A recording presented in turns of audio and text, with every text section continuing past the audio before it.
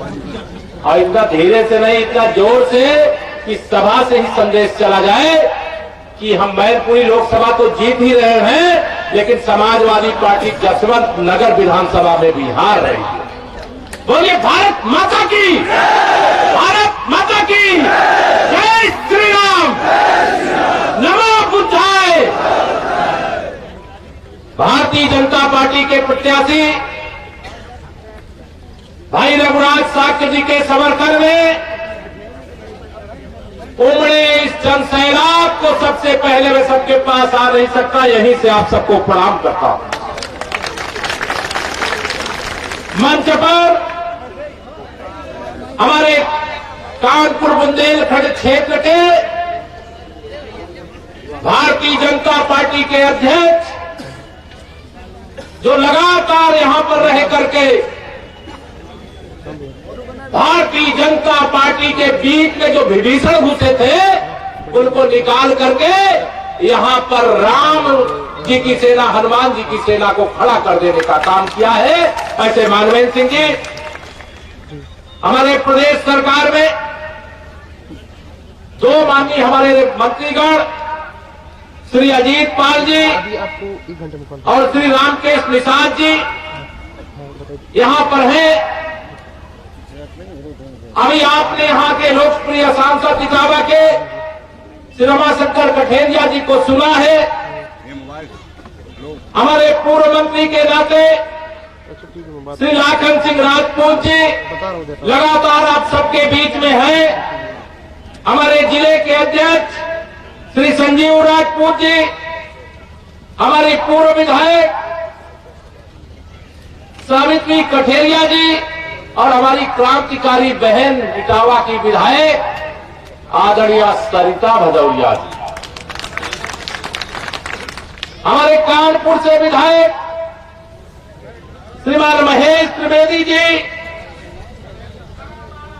हमारे बुंदेलखंड के बांदा से विधायक श्रीमान प्रकाश द्विवेदी जी, विधायक आदरणीय पूनम शंखवार जी, बुढ़िया कठेरिया जी, पूर्व विधायक रघुनंदन भदौरिया जी, शिव प्रसाद यादव जी, विधानसभा के प्रभारी रमाकांत शर्मा जी, जो विधानसभा के चुनाव में प्रत्याशी थे, अब यहां के संयोजक विवेक साक्य जी, जिले के महामंत्रीगण प्रशांत राव चौबे जी, अन्नू गुप्ता जी, शिवाकांत चौधरी जी और 2019 के लोकसभा चुनाव में थोड़े अंतर से अगर माननीय प्रधानमंत्री जी की एक सभा हो जाती तो 2019 में ही आग कमल खिल जाता।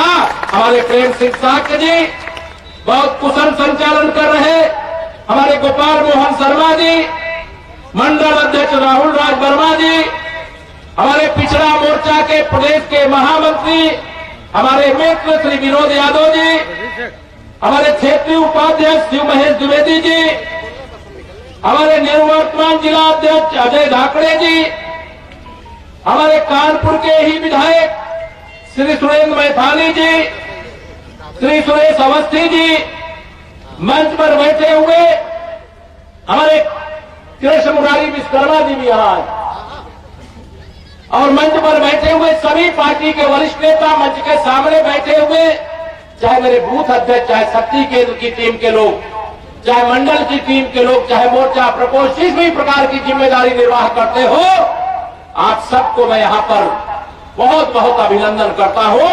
और यह कहना चाहता हूँ मेरे भाइयों बहनों, यहाँ बड़े बुजुर्ग बैठे हैं, मेरी माताएं बहनें भी बड़ी संख्या में बैठे, आप सबको यह कहना चाहता हूँ इस मंच से, श्री रघुराज सिंह साक्य जी तो यही जसवंत नगर में रहते हैं, इनसे जब चाहोगे, जो चाहोगे, जैसा चाहोगे वह उस प्रकार से आपकी सेवा में रहेंगे।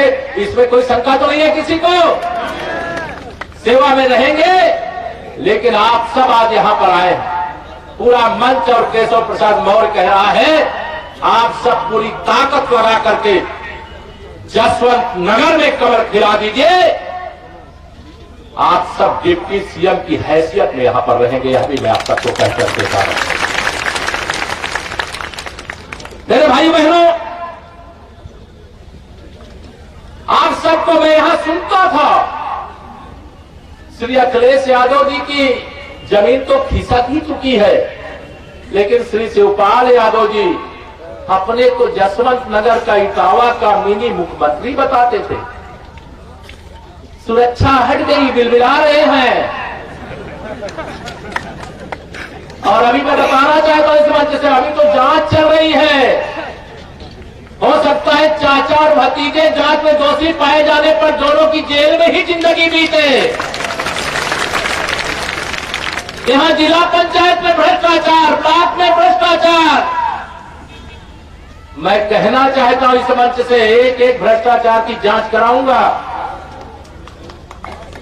और जो भी दोषी होगा उसको बख्शा नहीं जाएगा, ये ध्यान रखना। 2022 का यह लोकसभा का उपचुनाव हम भी वरिष्ठ नेता थे, पूर्व मुख्यमंत्री थे, देश के रक्षा मंत्री थे, उनके निधन से, मुलायम सिंह यादव जी के निधन से दुखी हम लोग भी अपनी श्रद्धांजलि अर्पित करने के लिए आए थे। हमारे प्रधानमंत्री जी ने श्रद्धांजलि दी,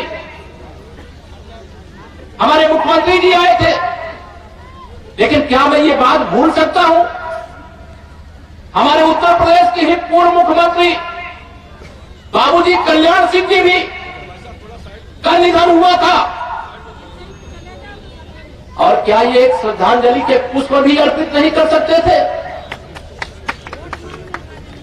यह अपमान कैसे सह सकते हैं? हमारे संस्कार ऐसे नहीं है कि किसी की मृत्यु हो जाए तो उनको हम श्रद्धांजलि देने ना जाए, लेकिन इनके संस्कार कैसे हैं? विधानसभा में जब कार्रवाई चल रही थी श्री अखिलेश यादव का, वहां अहंकार बोल रहा था। आपने सुना था जब मेरी कार्रवाई, मेरी उसकी बहस हो रही थी, सुना था कि नहीं सुना था? और कल उनके चुनावी चाचा का भी अहंकार बोल रहा था। रघुराज साक्य जी के बारे में जो बोला है, मैं इतना ही कहना चाहता हूं मेरे भाइयों बहनों, मैं उनको गाली का जवाब गाली से नहीं देता, उनके अपशब्दों का जवाब अपशब्दों से नहीं देता, लेकिन मैं आप सब लोगों से यह कहना चाहता हूं कि जब चुनाव हो तो कमल के फूल की बटन दबा करके देता हूं। और एक बात और, जसवंत नगर वालों को थोड़ी चिंता होगी, ये बूथ कब्जा बहुत करते हैं, तो वही बूथ कब्जा करेगा ना, तो समाजवादी पार्टी के गुंडों को मैं बताना चाहता हूं इस सभा से, वो बूथ पर नहीं रहेंगे, वो जेल में रहेंगे।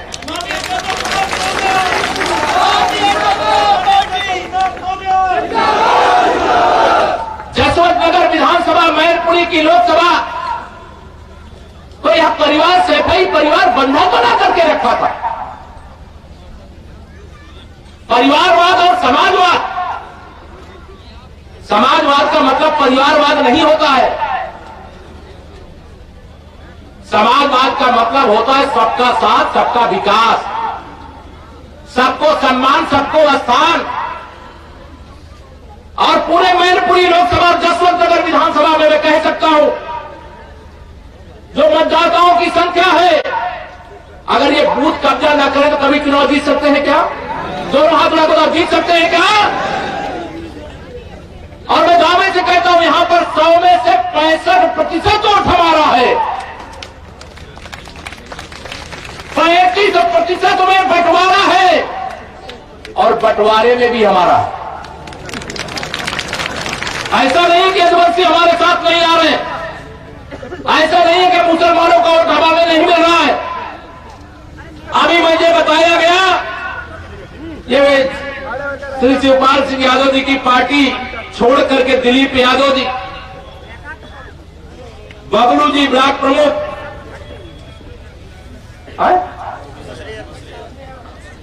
बसरेहा ब्लॉक में, और ये जिला अध्यक्ष भी सुनील यादव, प्रसपा भी, इसको तो कोई जानता नहीं, यहां पे आप लोग जरा दिए।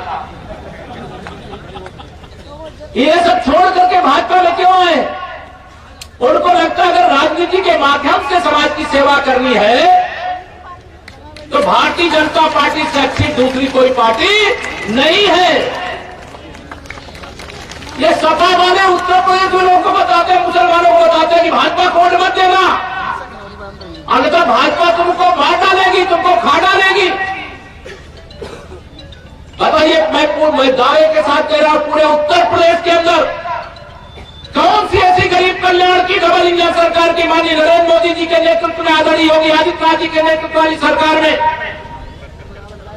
चलाई गई है, जिसका लाभ चाहे हिंदू हो, चाहे मुसलमान हो, चाहे अनुसूचित जाति का हो, चाहे पिछड़ी जाति का हो, चाहे बड़ी जाति का हो, तो हम गरीब और गरीब के बीच में भेदभाव किए हैं क्या?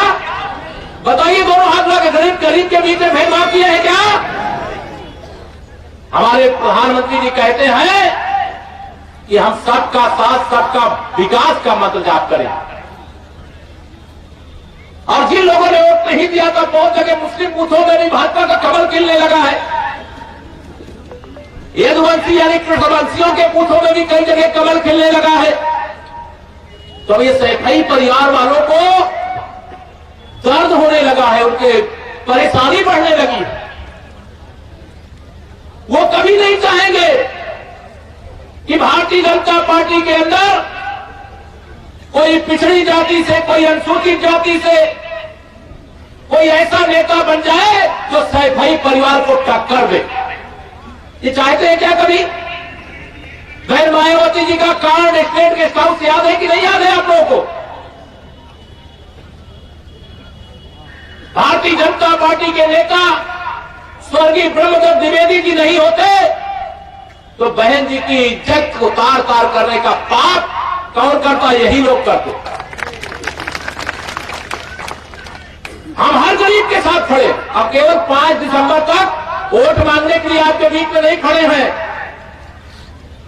हम आने वाले 5 दिसंबर के बाद, 8 दिसंबर के बाद भी आपके साथ खड़े हैं और आगे भी खड़े रहेंगे।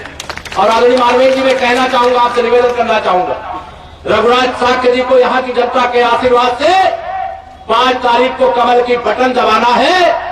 8 तारीख को वोटों की गिनती के बाद माननीय मोदी जी की सेना में जैसे आजमगढ़ में इनको हराया, जैसे रामपुर लोकसभा में हराया, वैसे मैनपुरी की लोकसभा में भी हरा करके माननीय नरेंद्र मोदी जी की सेना में एक सदस्य के रूप में उत्तर प्रदेश से और 66 से अब 67 सांसद हो जाएंगे। इसलिए मैं अपने क्षेत्रीय अध्यक्ष जी से कहना चाहता हूं कि 8 तारीख के बाद एक कार्यक्रम आप और रख लीजिए, पूरी टीम के साथ। आप सबको धन्यवाद देने के लिए, आप सबको मिठाई खिलाने के लिए बुलाओगे? बुलाओगे? दोनों हाथ लगाओगे, बुलाओगे? और मैं आप सबको भरोसा दिलाता हूं, पहली बार लोगों को लग रहा है कि सैफई परिवार के कैद से आजादी मिलने जा रही। सही है कि नहीं बताओ? दोनों हाथ में सही बात है कि नहीं सही बात है? और सैफई से ही समाजवादी पार्टी शुरू हुई है और सैफई से ही समाजवादी पार्टी को समाप्तवादी पार्टी बना देगा। इसको उखाड़ करके फेंक दो।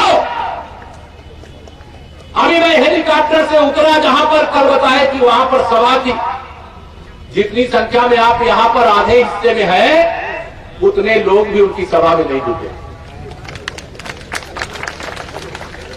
अब इनको लगता है कि ये तो पूरी उत्तर प्रदेश उनकी जागीर थी। हत्या करना, डकैती करना, फिरौती लेना, जमीन पर कब्जा करना, मकान पर कब्जा करना, इनका तो पूरा का पूरा काला काला इतिहास है कि नहीं है? बताओ। गरीब आदमी मजदूरी करके पैसा लेके जा रहा हो, रात दिन मेहनत करके खेत में कुछ पैदा किया और बाजार में बेच करके पैसा लेकर के जा रहा हो, कोई व्यापारी व्यापार करके 2 पैसे कमा करके अपने घर जा रहा हो, रास्ते में लूट लेते थे। इनके पालतू गुंडे लुटेरे लूटते थे कि नहीं लूटते थे? लेकिन अब लूट सकते हैं क्या? ये दोनों हाथ में लूट सकते हैं क्या? वहां भी जो पहले की घटना है उनकी भी जांच करवाएंगे। जो अवैध कब्जे हैं, इधर से आवाज आ रही बुलडोजर की।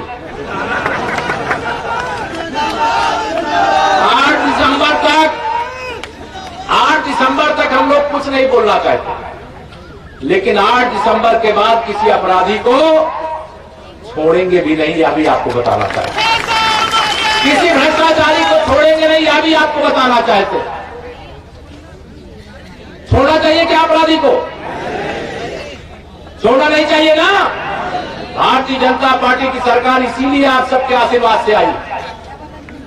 मैं जानता हूं यहां इन्होंने भारतीय जनता पार्टी के नाम का, सरकार का दुरुपयोग करके शिवपाल जी या अखिलेश जी या उनकी पार्टी के कई लोग विधानसभा में पहुंच गए।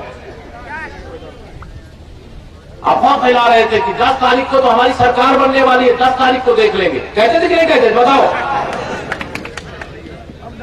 10 तारीख बस। अब इनका खेल खत्म हो गया है। साइकिल पंचर नहीं हो गई, खंड खंड हो गई है। कल एक इनके चाचा प्रोफेसर रामगोपाल यादव जी हैं, चुनाव आयोग में गए थे, कह रहे थे कि यहाँ पुलिस वाले बहुत परेशान कर रहे हैं सपा के गुंडों को, प्रशासन बहुत परेशान कर रहा है। आप बताइए, इनका तो इतिहास जो रहा है ये वही जानेंगे ना। हम तो केवल निष्पक्ष चुनाव हो इसके समर्थक हैं। जो भारत के संविधान में भारत रत्न बाबा साहब भीमराव अंबेडकर जी ने हमें वोट डालने का अधिकार दिया है अपनी मर्जी से, केवल हम वोट डाल पाए, यही ना कहते हैं आप लोग। जनता के मत को नकार रहे हैं, जनता के मत को नकार रहे हैं। अरे अब ये नहीं कर पाएंगे, चिंता मत करो। अब इनके बूते की बात नहीं रह गई। इनके गुंडे अब भागे भागे फिर रहे। इनके अपराधी माफिया जो जिनको इन पाल करके सदा आपको डराते थे, धमकाते थे, आपको वोट डालने से रोकते थे। अभी चुनाव आयोग की कार्रवाई हो रही है। केवल इतना जरूर मैं कह दे रहा हूं, जो गुंडाई करे जरा उसकी सूची बना के रखना। सांसद जी को दे देना, चाहे हमारे जिलाध्यक्ष जी को दे देना, चाहे क्षेत्रीय अध्यक्ष जी को दे देना, गुंडागर्दी नहीं चलेगी। अब वो जमाना चला गया। अब अखिलेश यादव जी की नहीं, योगी आदित्यनाथ जी के नेतृत्व वाली सरकार है उत्तर प्रदेश। इसलिए आप सब लोगों से यहां पर आज मेरा इतना ही निवेदन है। आज तारीख 1 है, 1 दिसंबर। कितना समय बचा है वोट डालने के लिए? केवल 3 दिन बचा। मैं एक निवेदन करूं, मेरी बात मानोगे आप लोग? केवल आपको ही नहीं, आपकी आने वाली पीढ़ियों की सुरक्षा की गारंटी इस बात पर होगी कि आज से लेकर के 4 तारीख तक तो प्रचार करिए दमखम के साथ। आप सब लोग रघुराज साक्य बन जाइए। आप सब लोग प्रत्याशी की तरह घर घर जाइए, क्योंकि लोकसभा का प्रत्याशी सब जगह पहुंच नहीं सकता है, पहुंचना चाहे तो भी नहीं पहुंच सकता। आप सबको प्रत्याशी की तरह लोगों के बीच में जाकर के वोट मांगने का काम करना है। 3 दिन का समय दोगे? दोनों हाथ उठाओ। देखो, मुझसे जो वादा करना उसे आप निभाना, और जो मैं आपसे वादा कर रहा हूं उसे मैं निभाऊंगा, ये आपको भरोसा दिला करके जा रहा हूं। 3 दिन तक लगातार प्रचार की बागडोर आप अपने हाथों में ले लीजिए, और 5 दिसंबर को सुबह 6 बजे से ही मतदान केंद्र पर अपनी लाइन लगा लीजिए। वोट डालने के लिए लाइन लगाना पड़ता है ना। सुबह 6 बजे से ही पहले मतदान करेंगे, बाद में जलपान करेंगे। यह तय करके जाइए, और 5 तारीख को ईवीएम मशीन को कमल के फूल से लबालब कर दीजिए, और जसवंत नगर के विकास की गारंटी डबल इंजन सरकार। केंद्र में रघुराज जी पहुंच जाएंगे, कठेरिया जी अभी थे ही आपके सामने।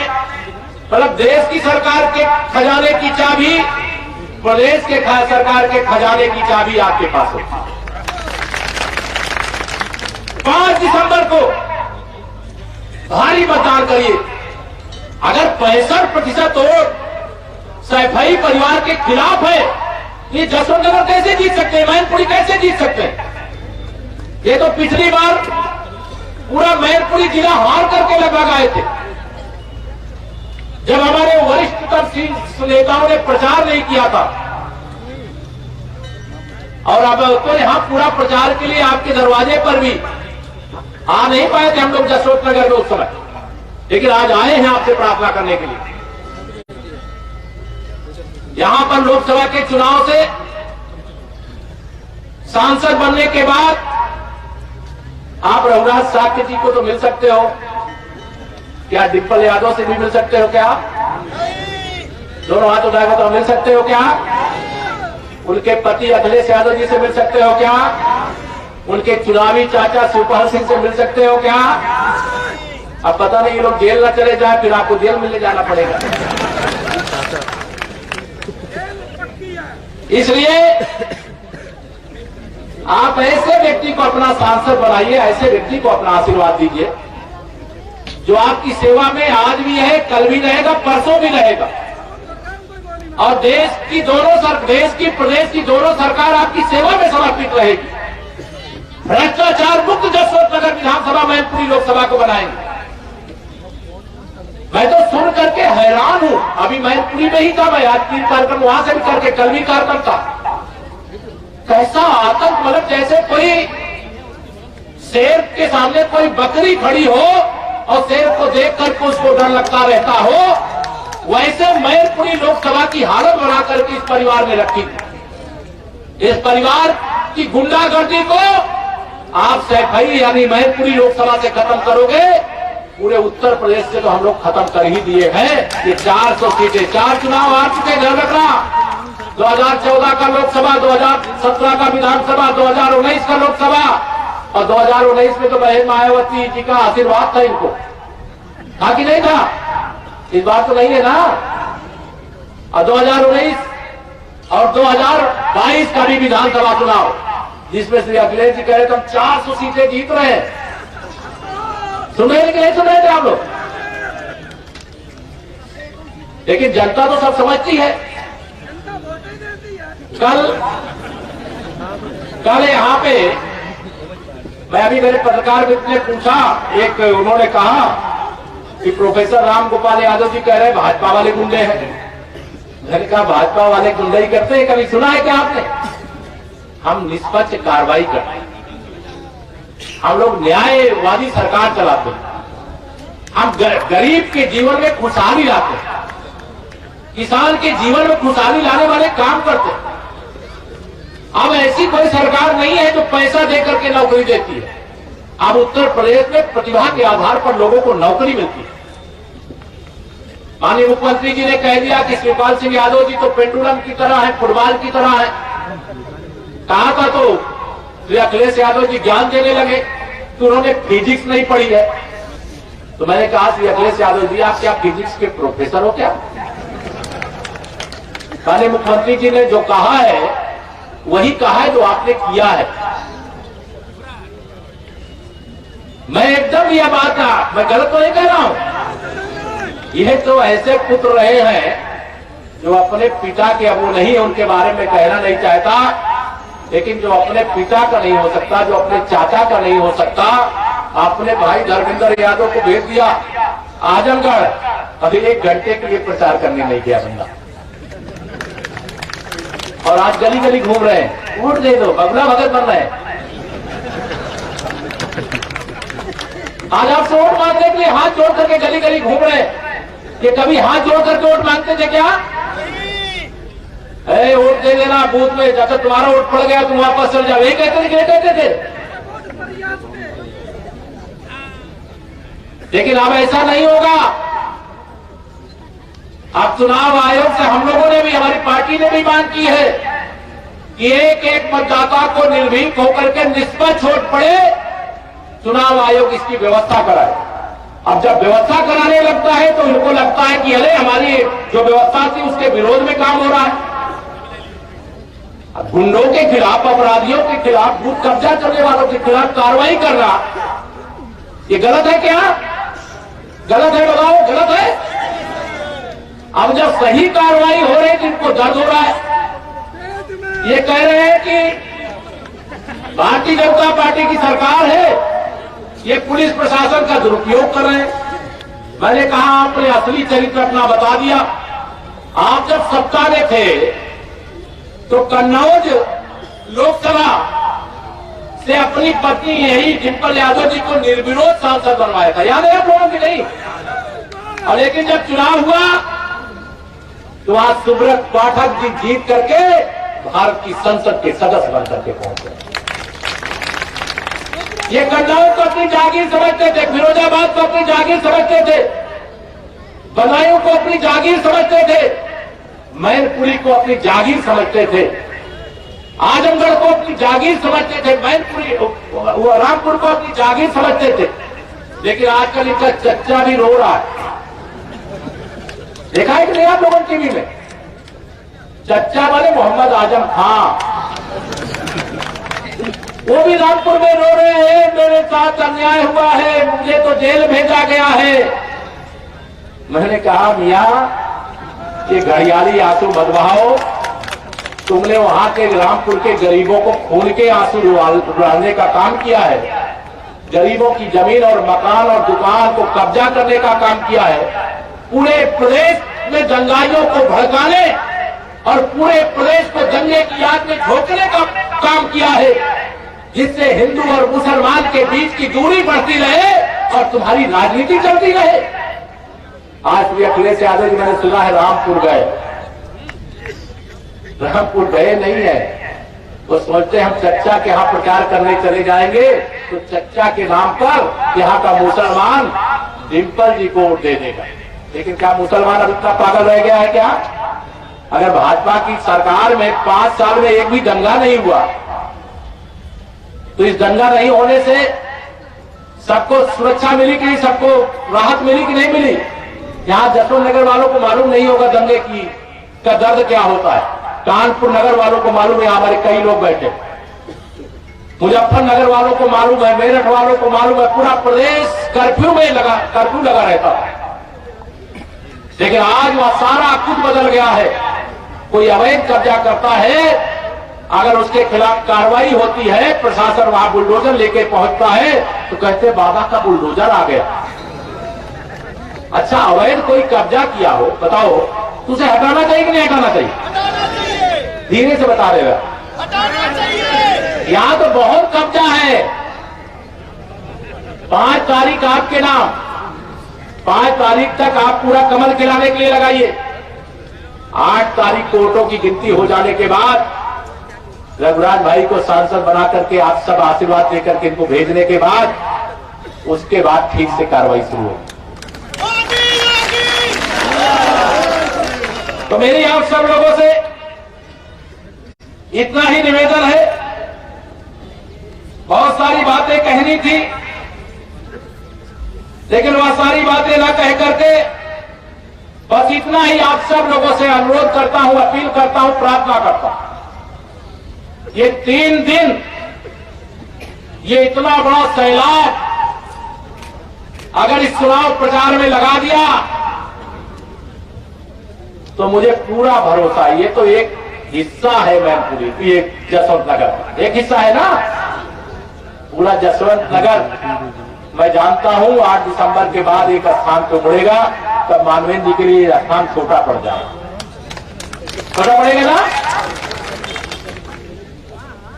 ताखा ब्लॉक है, मुझे मालूम है ताखा ब्लॉक, और ताखा ब्लॉक के इस मैदान में नहीं, पूरे विधानसभा के लोगों को, 5 विधानसभा में, उधर ब्रज क्षेत्र पड़ता है भारतीय जनता पार्टी की दृष्टि से, या कानपुर बुंदेलखंड क्षेत्र, एक कार्यक्रम जसवंत नगर का करेंगे। चाहे आप ताखा ब्लॉक में करिएगा, चाहे सैफई में करिएगा, लेकिन विजय उत्सव का एक कार्यक्रम शानदार करेगा। लेकिन ऐसा ना हो कि मैं कह रहा हूं आप लोग डर तो नहीं जाओगे, दोनों हाथ उठा बताओ, डरोगे तो नहीं? अपना वोट डालने जाओगे, पूरे परिवार के साथ जाओगे? कौन सी बटन दबाना है? कमल की बटन दबाना है। ये ध्यान रखना, किसी गुंडे की गर्दन दबाने का पाप आपको नहीं करना पड़ेगा। होता है ना, कई बार गुस्सा चढ़ जाता है तो लगे कि इसने मेरे साथ अन्याय किया, तो इसकी गर्दन दबा दो, इसको मार दो, ऐसा आता है कई लोगों के मन में।